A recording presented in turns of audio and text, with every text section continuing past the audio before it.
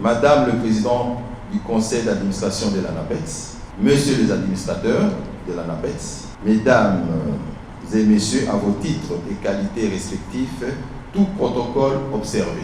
Je suis très honoré et heureux de vous accueillir dans le cadre de cette manifestation dédiée aux échanges tripartites autour de l'AGOA, loi sur les opportunités et la croissance en Afrique. Tout d'abord, permettez-moi d'adresser mes sincères remerciements à notre ministre de tutelle, son Excellence Julien Paluku Kahongya, pour l'accompagnement et l'élan insufflé dans la dynamisation de la diplomatie commerciale et à l'amélioration de la perception de la République démocratique du Congo. Que les agents et cadres de l'ANAPEX reçoivent aussi l'expression de ma profonde gratitude pour leur intense implication à divers niveaux dans la réussite de cette activité.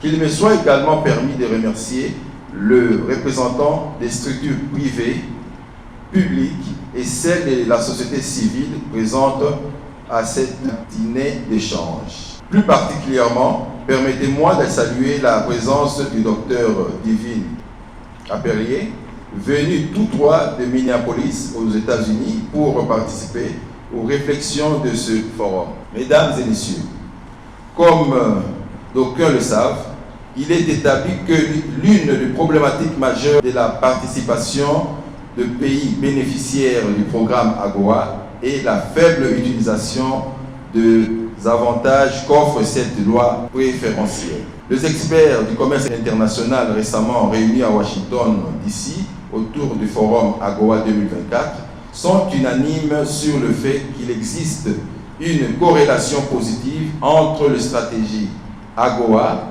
mises en œuvre par le pays bénéficiaire et le niveau d'utilisation du programme AGOA. À ce jour, la République démocratique du Congo dispose d'une stratégie de mise en œuvre de l'AGOA adoptée par le gouvernement de la République visant à la réalisation d'une croissance significative et diversifiée des exportations congolaises vers le marché américain. Pour assurer une mise en œuvre réussie de cette stratégie, il est une condition de premier ordre d'avoir cette synergie entre les organes de l'État, le secteur privé et la société civile autour du programme AGOA. À ce titre, l'engagement continu de tous les acteurs est nécessaire pour promouvoir les exportations congolaises et améliorer le taux d'utilisation des avantages du programme AGOA, encore faible à ce jour. Oui, la mutualisation des efforts est une nécessité pour notre pays. Bien plus, l'engagement bicaméral indiqué par le Congrès américain à soutenir le renouvellement de la loi AGOA après 2025 est un signe d'espoir pour permettre le pays éligible de continuer à bénéficier des avantages du programme AGOA, car la prévisibilité et la certitude sont importantes pour le commerce. Mesdames et messieurs, comme vous le savez, les exportations sont une question complexe.